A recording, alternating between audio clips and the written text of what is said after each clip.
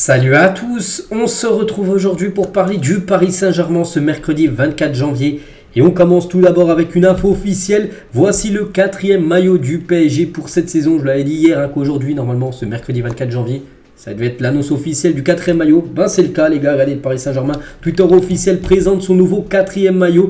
Donc comme le 3e, il utilise le célèbre éléphant print de Jordan. Le maillot sera porté ce soir par nos féminines contre l'Ajax Amsterdam pour un match de Ligue des Champions. Donc pour l'occasion, il y a quelques jours, les Jeux se sont rendus au musée national du Qatar à Doha pour une séance photo exclusive et unique. Donc voilà, ce nouveau 4e maillot, tiens, porté là par Kylian Mbappé, je le trouve magnifique. Je ne sais pas ce que vous en pensez. Le logo de couleur doré, le reste du maillot de couleur beige, vraiment magnifique maillot. On se souvient des années précédentes, il y avait eu un maillot un coup violet, il y avait eu un maillot noir. Donc là, cette fois-ci, il est très beau. Bien sûr, ce maillot, porté par Randal Kolo Muani, Ugarte ou même Vitinha ou même Zeremri. Donc voilà, ce maillot qui sera porté ce soir par les féminines, parce que ce soir, on leur envoie beaucoup de force, bien sûr, aux filles du Paris Saint-Germain. Donc c'est au Parc des Princes à 21 h et c'est un Paris Saint-Germain Ajax Amsterdam. Victoire obligatoire, bien sûr, pour les Parisiennes pour prendre une belle option pour se qualifier pour la suite de cette Ligue des Champions féminine. Et quelques produits de la nouvelle collection Lifestyle qui accompagnent le 4e maillot, dont le pull porté par Bradley Barcola.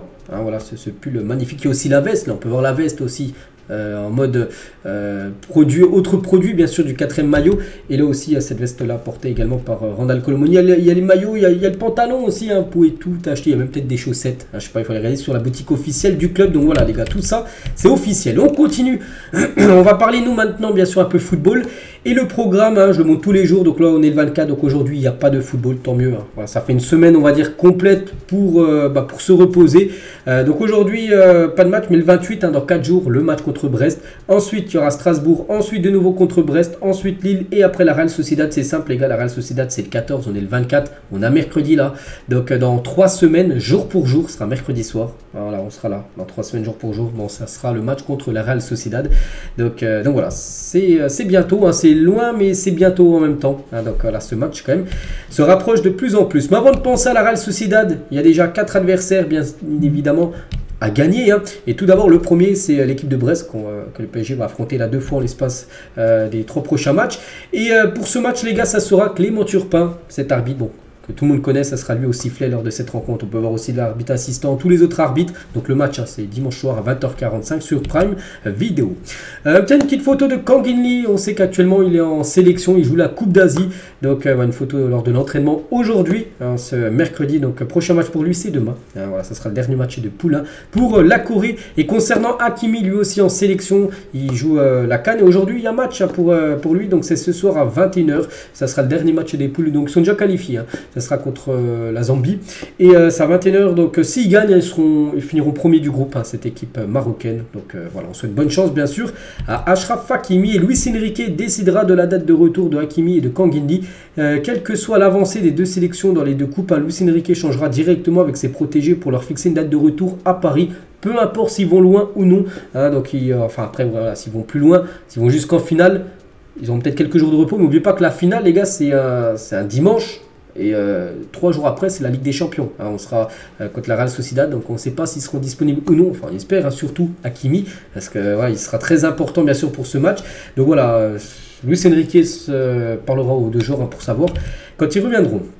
On continue les gars, on va parler du mercato parce que là on est le 24 et la semaine prochaine c'est fini le mercato. Il y a un canal supporter, en gros ils ont fait le bilan par rapport au mercato, tout ça. Donc point sur les dernières rumeurs du mercato hivernal du PSG, donc les arrivées, donc Lenny Yoro, on sait que c'est un joueur beaucoup ciblé, donc le PSG force pour recruter Lenny Yoro cet hiver. Luis Campos souhaite rencontrer les dirigeants du LOSC le plus vite possible et aurait déjà séduit la famille du joueur. Donc voilà, concernant Lenny Yoro. Concernant Xavi Simons, un joueur qui est arrivé mais qui est prêté actuellement, donc le PSG satisfait du prêt de Xavi Simons au RB Leipzig. Aucune discussion sur son avenir est engagée pour le moment. Si le joueur souhaite rester, donc lui, il souhaite rester du côté de Leipzig, il souhaiterait encore rester en prêt une année de plus. Le dossier sera traité l'été prochain parce que le PSG aimerait bien sûr le faire venir. Voilà, concernant Xavi Simons qui a fait une grosse année quand même. 26 matchs, il a marqué quand même 7 buts, 9 passes D du côté de Leipzig. Comme un joueur très important de cette équipe, 3e meilleur passeur de Bundesliga, 5 fois dans une équipe de la semaine de Bundesliga et une fois dans l'équipe type de la semaine de Ligue des Champions. C'est pour ça qu'il a totalement le niveau maintenant pour jouer bien sûr avec l'équipe du PSG. Mais voilà, son futur sera étudié, on va dire, en fin de saison. Concernant Moscardo, donc l'affaire est conclue, a déclaré le président des Corinthians, mais le PSG ne souhaite pas s'engager avant son opération. Le contrat sera signé en cas de bonne récupération, hein, parce qu'il va être opéré, ou peut-être il a déjà été opéré, je sais pas, mais je sais qu'il est absent pendant 3 mois, ça c'est sûr, hein, après son opération. Donc voilà, concernant Moscardo, si ça se fait, ça sera plutôt l'été prochain, mais pas sur ce mercato hivernal.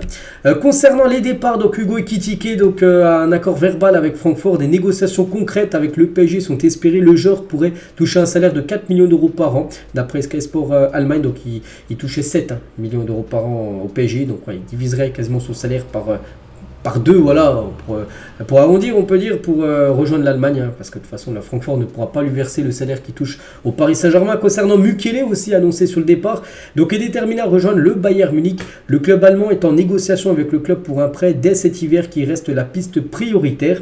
Et concernant Tjerendour, donc très discret depuis son arrivée, Tjerendour pourrait rebondir en Serie A. Si des clubs de seconde division sont aussi intéressés, Cagliari pourrait envoyer une offre de prêt cet hiver. Donc voilà, il y a des clubs de Serie A, mais surtout Braga, d'après Fabrizio Romano, Braga au Portugal est sur le point de finaliser le prêt de Tjerendour. Les négociations sont à un stade avancé avec un accord imminent. La visite médicale est prévue dans les prochains jours. Le départ est imminent. Voilà, donc Tjerendour, les gars, c'est peut-être le plus sûr actuellement de quitter l'équipe parisienne. Et pourquoi il devrait quitter le PSG? Parce que, comment dire, Luis Enrique, il ferait plus confiance, on va dire, à Ethan Mbappé. Donc Luis Enrique a été plus convaincu par ce que proposait Ethan Mbappé aux entraînements que Tjerendour. Donc c'est pour ça que maintenant, s'ils doivent faire un choix entre les deux, par exemple une fin de match, faire rentrer un des deux, il préférerait plutôt faire rentrer Ethan Mbappé que Tjerendour. Donc c'est pour ça que Tjerendour, le mieux c'est qu'il aille prendre de l'expérience et surtout du temps de jeu ailleurs. On continue les gars, on va parler de ce joueur, oubliez-le pas, Edouard Michu n'est plus un joueur du Paris Saint-Germain. Son club Adana Demirspor a levé l'option d'achat. Hein, donc lui il appartenait au PSG encore hier. Il était prêté avec une option d'achat à Adana Demirspor et c'est officiel. Adana Demirspor lève l'option d'achat, donc voilà, c'est un départ, on peut dire, officiel du Paris Saint-Germain. Edouard Michu, qui évolue maintenant du côté du championnat turc. Donc Paris recevra 20% sur une future vente de Edouard Michu. Donc voilà, c'est Edouard Michu, les gars. N'a plus de contrat avec le PSG. On lui souhaite bonne chance, bien sûr, pour la suite de sa carrière. Et pour continuer avec le mercato, tout ça, donc les dossiers clos, où il y avait des rumeurs, où ça se fera pas, donc Kimmich, donc pour moi ce n'est pas du tout un sujet cet hiver, annoncé Kimmich à la recherche d'un milieu de terrain expérimenté. Le PSG ne pourra pas compter sur Kimmich cet hiver. L'été prochain peut-être, mais là, cet hiver, c'est pas possible. Et Guimarães aussi, qu'on a beaucoup parlé là en ce début de mercato. Le PSG était très intéressé par Bruno Guimarães, mais le fair play financier fait barrage. Les 115 millions d'euros demandés pour le transfert ne peuvent pas être alignés sur ce mercato hivernal. Donc voilà, ces deux-là, on peut dire ça tombe à l'eau aussi. Calvin Phillips, il y a une rumeur aussi, Phillips en début de mercato. Lui aussi, on peut faire une croix. C'est pas possible parce qu'il y a le Here We Go de Fabrizio Romano concernant Phillips du côté de West Ham. Voilà, donc, voilà. Concernant, là vous avez vraiment toutes les infos concernant le mercato du Paris Saint-Germain. Et on finit avec Kylian Mbappé et le PSG. Donc le PSG a assuré à Kylian Mbappé la possibilité de participer à la fois à l'Euro et aux Jeux Olympiques. La perspective de jouer aux JO 2024 est un élément décisif pour le joueur et cela revêt une grande importance pour lui parce qu'on sait que Kylian aimerait jouer bien sûr les JO avec l'équipe de France Espoir. Et le PSG, s'il venait à rester au PSG et prolonger, le PSG lui permettrait de jouer ces Jeux Olympiques. Il pourrait faire l'Euro. Et une semaine après, c'est les JO qui commenceraient, les JO. Donc après, bien sûr, c'est à Mbappé de savoir maintenant ce qu'il veut faire. On attend sa décision, normalement dans moins de 3 semaines, parce que d'après beaucoup de personnes de ce qu'ils ont dit, qui devraient officiellement dire et publiquement avant le match contre la Real Sociedad, ce qu'il compte faire la saison prochaine. Donc voilà, vu que le match contre la Real Sociedad, c'est dans 3 semaines. Donc c'est imminent la décision de Kylian Mbappé. Donc voilà tout ce qu'il y a à dire aujourd'hui. J'espère que ça vous a plu. On se retrouve demain. On souhaite bonne chance, bien sûr, aux Parisiennes ce soir contre l'Ajax. On parlera bien sûr de ce match demain. Donc moi, je vous souhaite une bonne journée et à demain.